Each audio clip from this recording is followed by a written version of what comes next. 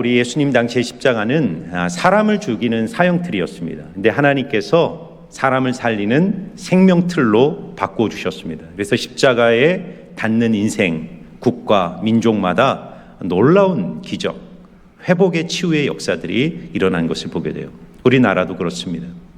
120년 전 구한말, 이 조선 땅에 처음 십자가 복음이 들어왔을 때 이 조선은 어떤 나라였냐면 심폐소생술이 필요한 죽어가던 나라였어요. 정치적으로 부패하고 무능했고 일제 식민지대가 본격화되던 시기였습니다. 인권이 바닥이죠. 여성의 인권, 아이의 인권들은 전혀 없던 나라. 억압과 차별이 일상이었던 나라였습니다. 불교, 샤머니즘, 유교라는 종교적 전통 안에 수많은 악습과 미신들의 사람들이 묶여 있었어요. 무지와 가난 앞에서 백성들은 고통하며 울부짖고 있던 그런 나라였습니다. 그런데 1호 선교사였던 토마스 선교사가 처음 들어오고 그리고 해방 직후까지 약 1,500명의 해외 선교사들이 이 조선이란 나라, 이 대한민국이란 나라에 십자가 복음을 들고 들어왔습니다.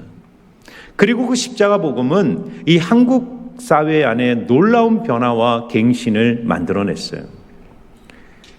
선교사들에 의해 학교와 병원이 세워지면서 무지와 질병들이 치유되기 시작했어요. 일부 다처제, 신분제 이런 악습과 구습들이 사라지기 시작했어요. 경제적으로 놀라운 부흥을 경험하고 세계적인 문화국가로 도약하기 시작한 것입니다. 오늘도 마찬가지입니다. 십자가는 모든 죽어가는 것을 다시 살리는 하늘의 심폐소생술이에요. 내 현재의 상황이 어떠하든지, 현재 내 모습이 어떤 삶의 상황 속에 하나님 앞에 서 있든지 십자가를 나의 십자가로 붙들고 십자가 앞에 나오는 인생은 하나님이 반드시 회복시키시고 치료하시고 일으켜 주실 줄 믿습니다. 오늘 고난주간을 앞두고 주님이 달리신 이 십자가가 왜 우리의 삶에 능력이 되는지 여러분과 함께 나누고자 합니다. 오늘 본문에는 예수님이 십자가에서 달리시고 운명하시고 운명한 직후에 그 십자가 주변으로 일어난 초자연적 사건들에 대해서 조명하고 있어요. 왜 십자가가 오늘 우리의 삶의 능력인가? 이 십자가 곁에 일어난 초자연적 사건들이 바로 십자가를 믿는 자의 인생 속에 오늘도 동일하게 나타나기 때문이에요. 이 사건들 하나하나를 보면서 오늘 십자가가 나에게 주는 은혜와 능력이 무엇인지를 함께 생각하기를 원합니다. 우리가 오늘 본문을 통해 발견하는 첫 번째 초자연적 사건은 예수님의 그 십자가 주변으로 백주대낮의 어두움이 짙게 온 땅을 덮었다는 것입니다. 자, 45절입니다. 45절 같이 읽습니다. 시작. 제6시로부터 온 땅에 어두움이 임하여 제9시까지 계속되더니. 자, 성경에 보면 6시, 9시, 3시 이렇게 시간이 나올 때 계산하는 거 쉽게 알려드릴게요. 플러스 6을 하면 됩니다. 그러면 현재 우리의 시간이에요. 그러니까 제6시라는 것은 12시를 말하는 거예요. 정오죠, 정오. 그리고 예수님이 운명하신 제9시는 3시, 오후 6을 더하니까 오후 3시입니다. 자, 예수님이 십자가에 달리시는데 어떤 일이 벌어졌냐면 정오, 백주 대낮인 그 대낮에 태양이 빛을 잃어버리는 거예요. 그리고 온 땅에 짙은 어두움이 3시간 동안 이스라엘 땅을 덮는 일들이 일어납니다. 여러분, 왜 이런 초자연적 사건이 이루어질까요? 이 어두움이 의미하는 것은 무엇일까요?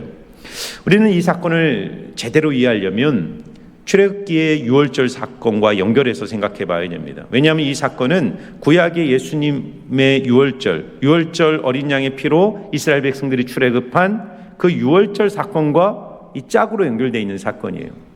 여러분 잘 아시겠지만 400년 동안 애굽의 압제에 살던 이스라엘 백성들을 하나님이 건져내시기 위해서 모세를 보내시고 모세가 10가지 재앙을 내리죠. 그 10가지 재앙은 무엇이냐면 바로 애굽을 지배하던 거짓된 신들에 대한 심판입니다. 그걸 다 말씀드리기는 어렵지만 그 심판 하나하나는 다 애굽인들이 믿고 숭배하고 그리고 추앙했던 그 애굽의 신들을 향한 심판이었습니다. 그리고 그 거짓된 신을 믿고 숭배하는 애굽인을 향한 하나님의 심판이었죠. 특별히 9번째, 10번째 재앙을 주목해야 됩니다. 9번째 재앙이 뭐죠? 흑암 재앙이에요. 흑암. 3일 동안 짙은 흑암이 애굽 땅을 덮어요. 그리고 10번째 재앙이 무엇입니까? 장자 죽음의 재앙입니다. 바로의 첫째 아들부터 짐승의 첫째 새끼까지 애굽에 있는 모든 처음 난 것을 하나님이 보내신 죽음의 사자가 죽이는 그 10번째 재앙이죠. 이 흑암의 재앙이 의미하는 것이 뭘까요? 흑암, 9번째 흑암의 재앙은 무엇에 대한 심판일까요? 자, 이 그림을 한번 보시면요. 이 그림은 고대 이집트의 벽화에서 나온 그림인데 바로 태양신 라의 그림입니다. 이 태양신 라는 당시 고대 이집트에서 최고의 막강한 신이에요. 신들 중에 신입니다. 태양의 신이고 애굽인들에게 빛과 번영을 주는 신이에요. 바로의 수호신이에요. 그러니까 바로는 어떤 존재로 믿어졌냐면 태양신 라의 아들이 성육신하여 이집트 땅을 다스리는 신의 아들로 추앙을 받아요. 태양의 신 라의 아들이 바로였던 것입니다. 그런데 자, 하나님께서 모세를 통해 9번째 재앙이 뭐라고요? 태양의 빛을 소멸해 버리는 거예요. 이것은 뭐냐면 태양의 신이라고 믿는 라의 거짓됨을 폭로하고 그 신을 숭배했던 애굽인을 향한 심판이죠. 빛을 거두어가는 거예요. 그리고 그 심판의 결과가 뭐냐면 10번째 재앙이죠. 애굽인들의 첫째 아들들을 모두 주님이 심판으로 거두어가시는 재앙인 것이죠. 그래서 출애굽기 10장 22절을 보면 이 사건을 이렇게 기록합니다. 캄캄한 흑암이 3일 동안에 애굽 온 땅에 있어서 그동안은 사람들이 서로 볼 수 없으며 이렇게 말합니다. 여러분, 자, 그러면 이 출애굽기의 이 사건과 지금 예수님이 유월절에 어린 양으로 지금 죽게 되는데 이 사건이 어떻게 연결되어 있는가를 한번 생각해 보시기 바랍니다. 3일의 흑암 뒤에 장자 죽음의 심판이 이집트 땅에 임하였던 것처럼 지금 3시간의 흑암이 지금 이 팔레스타인 땅에 임하였다는 것은 뭘 의미하냐면 곧 10번째 재앙이 온다는 것이죠. 임박한 하나님의 죽음의 심판이 이 땅에 임할 것을 상징하는 징조와 복선으로 어둠이 깔리는 것입니다. 그러면 우리는 어떤 기대를 갖습니까? 아, 이제 진짜 하나님이 심판하시는구나.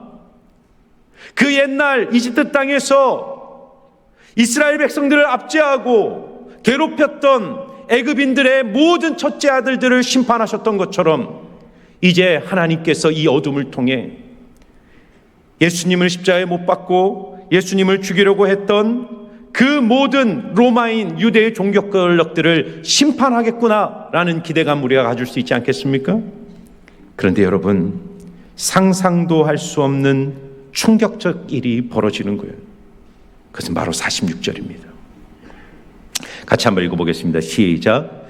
제9시쯤에 예수께서 크게 소리질러 이르시되 엘리 엘리 라바 사박다니, 이는 곧 나의 하나님 어찌하여 나를 버리셨나이까 하는 뜻이라. 아멘.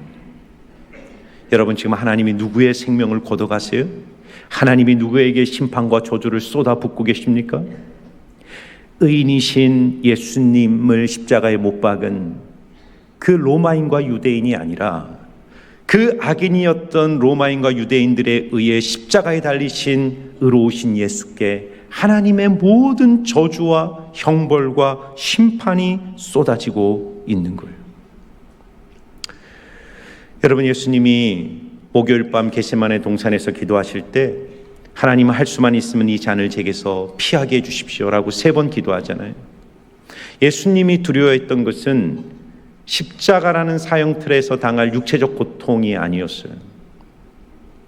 예수님이 정말 두려워한 것은 영원한 창세전부터 하나님과 누렸던 그 완전하고 아름다웠던 교제, 그 교제를 누렸던 하나님이 인간의 모든 죄를 짊어지시고 인간을 대신하여 죄가 되셔서 하나님으로부터 저주와 형벌을 받아 하나님으로부터 단절된 완전한 어두움과 추방 속에 떨어지게 될 것을 주님은 두려워하셨던 거예요.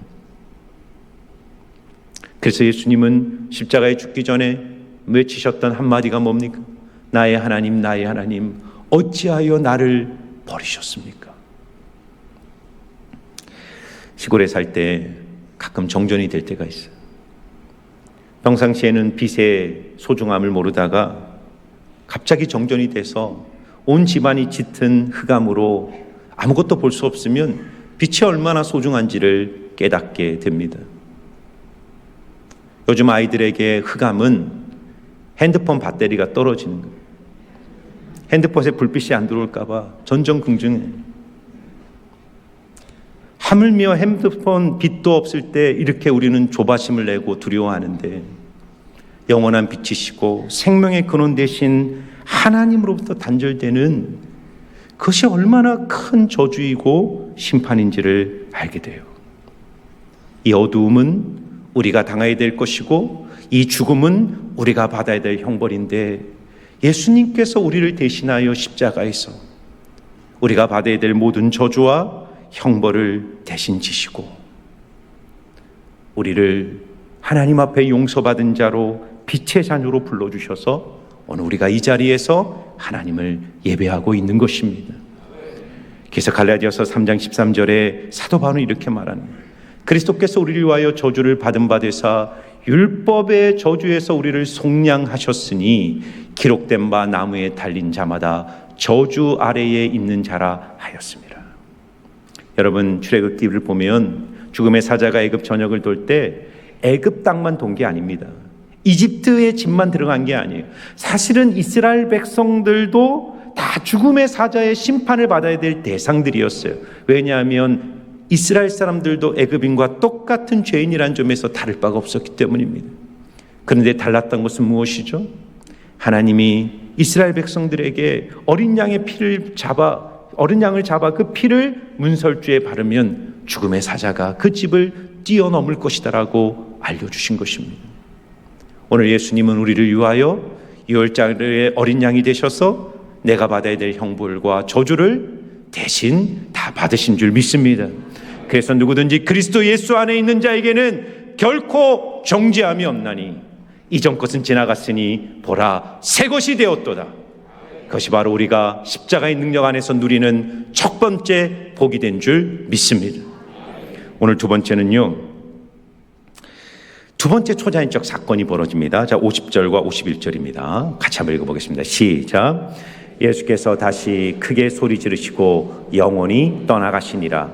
이에 성소 휘장이 위로부터 아래까지 찢어져 둘이 되고, 첫 번째는 흑암이 3시간 동안 그 땅을 덮었던 사건, 우리가 받아야 될 저주와 형벌을 예수님이 받으신 사건을 의미하는 거예요. 두 번째는 뭐냐면 예수님이 운명하시는 순간 예루살렘 성전의 성소와 지성소를 막고 있는 휘장이 위에서부터 아래로 완전히 찢어져 버리는 초자연적 사건이 벌어진 거예요.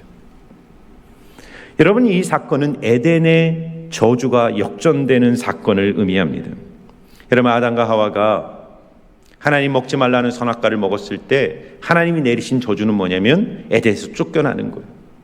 그리고 에덴의 동쪽으로 아담과 하와를 쫓겨내신 후에 그 에덴 동쪽의 입구를 완전히 봉쇄해버립니다. 어떻게 봉쇄하시냐면 화영검을 들고 있는 천사를 그 문 입구에 세워서 누구도 에덴 동산으로 들어오지 못하도록 막아버리세요.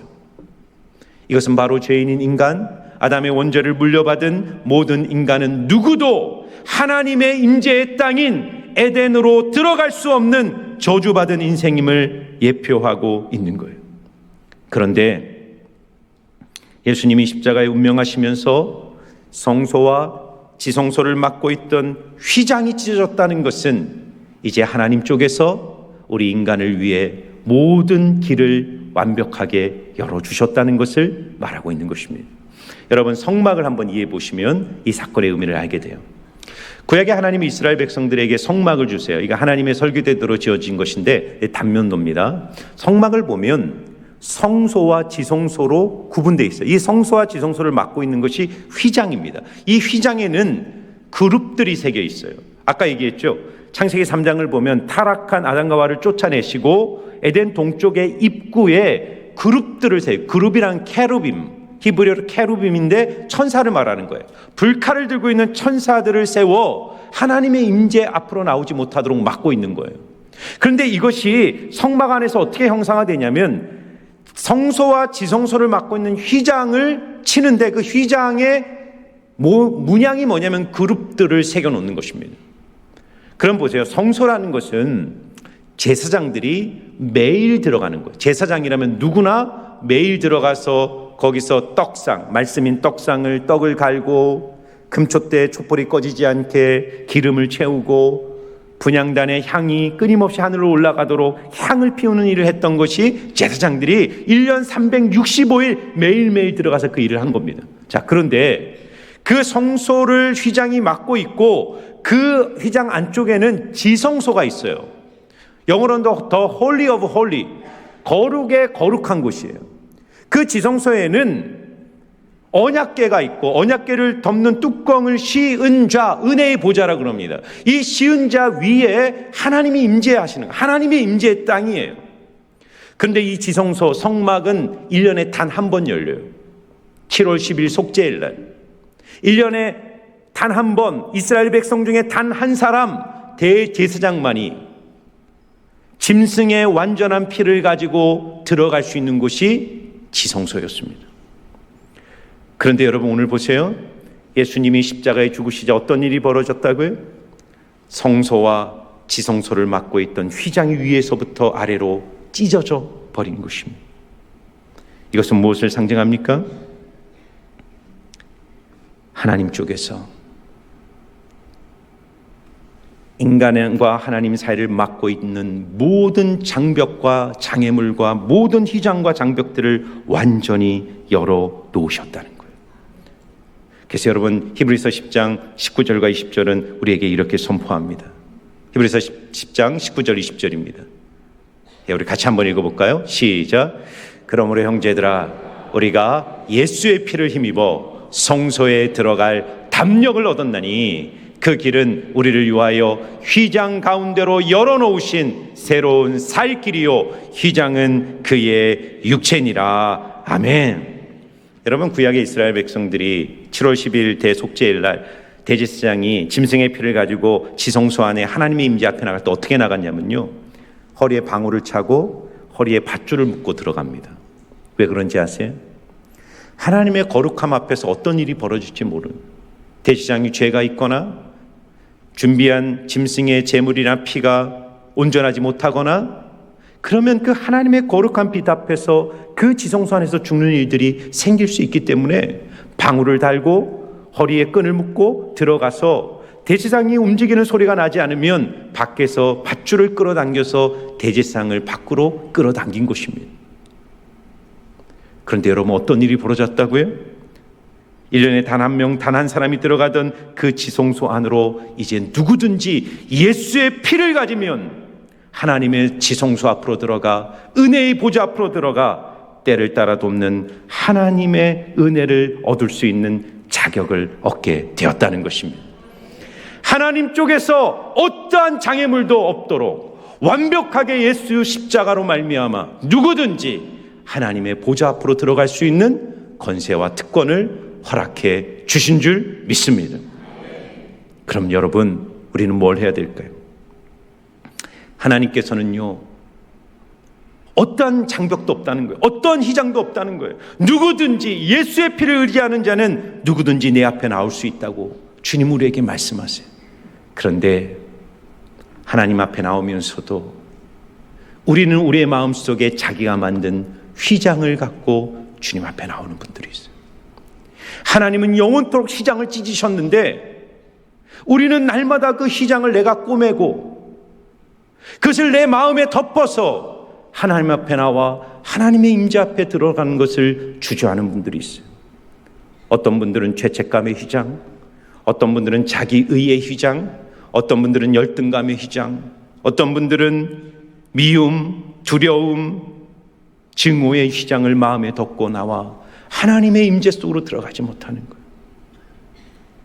마음을 활짝 열고 오늘 하나님의 임재 앞에서 내가 어떤 은혜를 받을까, 그 간절함과 소망을 가지고 나오는 것이 아니라 어떤 분들을 보면 내가 오늘 은혜 받나 봐라, 난 절대 은혜 안 받는다. 들어오자마자 팔짱을 켜고 눈을 감고 마음의 휘장을 쫙 깔고, 우리 교회는 그런 분 없어요. 다른 교회에서 그렇다는 겁니다. 어떤 분들은 들어오자마자 주보를 휘장 삼아 이 주보에 오타가 없는지 예배 시간 내내 이 주보의 휘장을 마음에 덮고 하나님의 은혜 앞에 들어가지 못하는 분들도 있어요. 여러분들 중에 마음의 휘장이 있는 분들이 있다면 고린도후서 3장 말씀에 주는 영이시니 주의 영이 계신 곳에 자유함이 있느니라. 누구든지 주님께로 돌아가는 자는 그 마음의 수건과 휘장이 벗겨지리니 이제 우리는 수건을 벗은 얼굴로 주의 영광을 보매 그와 같은 형상으로 변화하여 영광에서 영광으로 이르느니라. 하나님이 활짝 열어놓으신 예수 그리스도의 십자가 앞에 놓인 이 휘장으로 열린 길을 따라 날마다 하나님의 보좌 앞에 들어가 주님의 영광을 보고 그 영광 속에서 새힘과 용기와 회복을 경험하시는 여러분들 되시기를 주의 이름으로 축원합니다. 이제 우리 마지막으로 가장 위대한 놀라운 초자연적 사건을 우리는 만나게 돼요. 그것은 바로 54절입니다. 54절 같이 읽겠습니다. 시작. 백부장과 및 함께 예수를 지키던 자들이 지진과 일어난 일들을 보고 심히 두려워하여 이르되 이는 진실로 하나님의 아들이었도다 하더라. 아멘. 여러분, 오늘 예수님의 죽음, 운명 후에 일어난 수많은 초자연적 사건 중에 가장 위대하고 가장 놀랍고 가장 충격적인 사건은 백부장의 입술에서 나온 고백. 이는 진실로 하나님의 아들이었도다. 여러분, 이상하지 않습니까? 백주대낮에 태양이 빛을 잃고 3시간 동안 짙은 어둠에 깔린 것, 이거 기적이죠. 이거 초자연적 사건이죠. 누구도 손대지 않았는데 예수님이 운명하는 순간 수천 년의 역사 속에 단 한 번도 열린 적이 없었던 그 휘장이 위로부터 아래까지 스스로 찢어진 것, 이거 초자연적 사건이죠. 그런데 예수님의 십자가 아래서 예수님을 바라보며 로마의 한 백부장이 이는 진실로 하나님의 아들이었도다, 이 고백이 앞에 두 사건보다 왜 더 위대하고 놀라운 기적일까요? 여러분, 이 백부장의 고백은 마태복음의 최고봉이에요. 최고봉. 역사를 끌고 가시는 하나님의 내러티브, 하나님의 서사의 클라이막스에 이 백부장의 고백이 있는 것입니다. 여러분, 제가 와서 지난 3년 동안 마태복음 강해를 쭉 해왔어요. 이제 2번만 더 하면 마태복음이 끝납니다. 근데 우리는 마태복음을 쭉 보면서 마태복음에 하는 수많은 사건, 비유, 기적, 이미지, 예수님의 대화, 수많은 인물들을 보면서 많은 메시지들을 함께 나누었어요. 그런데 그 많은 사건들, 인물들, 대화들, 이미지들, 비유가 궁극적으로 이야기하려는 단 하나의 결론이 뭔지 아세요? 예수는 하나님의 아들이라는 사실이에요. 예수는 메시아, 예수가 이 세상의 왕이시고 아브라함과 다윗의 자손 예수 그리스도의 세계라고 마태복음 1장 1절을 시작해요. 구약의 전부의 이야기, 아브라함부터 시작하여 다윗을 거쳐 예수까지 오는 이 구약의 모든 이야기의 최종 권료는 바로 예수가 하나님의 아들 그리스도 메시아라는 고백인 것입니다. 그런데 여러분, 이 고백이 백부장의 입에서 나왔다는 것이 왜 기적인지 아세요? 보세요. 예수님이 3년을 제자들과 동고동락하며 그 많은 기적을 보여주고 그 많은 메시지를 제자들에게 알려줬는데 예수님의 십자가에 달리는 그 즈음에 제자들이 어떻게 합니까? 예수를 다 버리고 도망가잖아요. 유대인들이 수백 년을 성경을 읽으며 메시아를 기다리고 하나님의 아들이 올 것을 기다리면서 그렇게 매일매일 모여서 회당에서 기도했던 그들이 예수님이 오셔서 내가 왕이고 내가 그리스도라 하자 어떻게 합니까? 그 예수를 십자가에 못 박아 죽이잖아요. 예수가 자기가 왕이라 주장하자 로마는 예수가 반역죄를 저질렀다고 해서 정치범으로 몰아 그를 십자가에 죽여버린 것입니다. 그런데 여러분 보세요. 가장 가장 멀리 있던, 어떻게 보면 하나님의 은혜로부터 가장 멀리 있어야 될 그 백부장의 입술을 통해 오늘 이 예수가 하나님의 아들이라는 신앙의 고백이 터져나오고 있는 거예요. 여러분, 이 백부장이 누군지 아세요?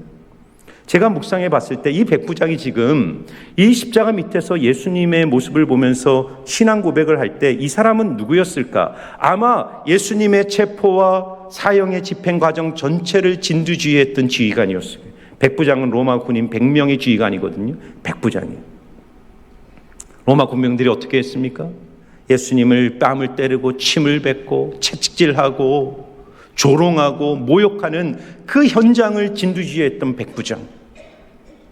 골고다로 끌고 가서 예수님을 십자가에 못 박고 예수님의 십자가를 동산에 세우고 그렇게 예수님의 옷을 제비 뽑아 나누는 그 모든 일들을 옆에서 지켜보고 지휘했던 지휘관이었던 백부장. 어떻게 해서 그의 입술에서 이 신앙의 고백이 나올까요? 놀라운 것은 예수님이 십자가에 달렸을 때 지난주에 그 유대인들, 대제사장들, 일반 백성들이 예수님을 뭐라고 모욕하냐면 기적을 보여라. 너가 정말 하나님의 아들이면 그 십자가에서 내려와서 너가 하나님의 아들임을 입증해라고 말했잖아요. 지금 백부장이 그걸 봤나요? 백부장은 어쩌면 평생을 살면서 예수라는 분을 여기서 처음 봤을 거예요. 어쩌면 그는 예수님의 가르침을 들은 적도 없었을 겁니다. 예수님의 기적을 본 적도 없을 거예요. 백부장이 본 것은 무력하게 모욕을 당하고 버림을 받고 십자가에서 힘없이 죽어가는 나사렛의 한 청년을 본 것입니다. 더 놀라운 것은 무엇이죠? 백부장은 평생을 로마의 군인으로 가이사가 진정한 왕이고 가이사에게 충성을 맹세했던 로마의 군인이었어요. 그런데 그는 오늘 진짜 왕은 예수고 자기의 충성의 대상을 가이사에게로부터 예수에게 바꾸는 결단을 내리고 있는 것입니다. 백부장은 예수의 죽음에서 무엇을 보았을까요? 묵상해 봤어요. 강도, 예수님이 양옆으로 달린 강도도 예수님을 욕했단 말이에요. 근데 강도 중에 한 명도 회심을 해요. 똑같이 욕하다가 어느 순간, 마지막 순간에 예수님 오늘 낙원에 있을 때 나를 기억하여 주십시오. 오늘 내가 나와 함께 낙원에 있으리라 말씀하잖아요. 백부장과 이 강도의 어떤 심경의 변화가 있었을까요? 이 백부장은 아마 이 갈릴리 언덕에서 수많은 그 십자가에 죽었던 제수들을 보았을 거예요. 고대 문서를 보면 십자가에 죽었던 제수들의 공통적 특징이 있다는 거예요. 인간이 고안한 가장 잔인한 사형틀이었기 때문에 십자가에 죽었던 제수들은 하나같이 인간 안에 있는 내재된 모든 악을 쏟아내면서 저주와 역설을 뿜어내며 죽었다는 겁니다. 그런데 예수님은 죄 없는 분으로 억울하게 십자가에 달리시고 수많은 조롱과 모욕을 받는 그 순간에도 백성들을 위해서 기도하셨어요. 하나님, 저들을 용서하여 주십시오. 그리고 그분은 너무나도 평안한 모습으로 하늘 아버지께 자기의 영혼을 의탁하며 담담히 죽음을 맞이하셨어요. 그 모습을 보면서 백부장은 생각했을 거예요. 저분은 죄도 없고 악인도 아니고 저 십자가에 달릴 분도 아닌데 저분은 왜 십자가에서 죽으셨을까? 저분은 죽음 속에서 어떻게 저런 고요한 평안과 사람을 향한 긍휼의 기도를 쏟아낼 수 있을까? 그 묵상 속에서 백부장이 내린 결론은 무엇일까요? 나의 죄 때문이구나. 나의 허물 때문이구나. 나를 위해서 저분이 십자가에 죽으신 것이구나. 그러면서 백부장은 예수님께 이분이야말로 진정 하나님의 아들이라는 신앙 고백을 하게 된 것입니다. 사랑하는 여러분, 고린도서 5장 17절은 우리에게 말해요. 누구든지 그리스도 안에 있으면 새로운 피조물이라. 누구든지 그리스도 안에 있으면 새로운 피조물이라. 이전 것은 지나갔으니 보라 새 것이 되었도다. 여러분, 예수님 운명할 때 휘장이 찢어진 이 사건의 의미가 지금 누구를 통해 성취되냐면 백부장을 통해 성취되는 거예요. 어쩌면 하나님의 은혜로부터 가장 멀리 떨어져 있던 한 인생, 평생을 하나님을 대적하고 예수님을 조롱하고 모욕했던 한 인생이 그의 조건, 신분, 인종, 도덕적 상태와 상관없이 십자가에 달리신 예수 그리스도의 죽음의 의미를 깨닫는 순간 가장 먼저 그 열린 휘장 사이로 하나님의 임재 앞으로 나아가는 은혜를 누리고 있는 것입니다. 여러분이 어떤 모습으로 주 앞에 섰든지 중요하지 않습니다. 중요한 것은 예수의 십자가 죽음이 나를 위한 죽음이란 걸 아는 거예요.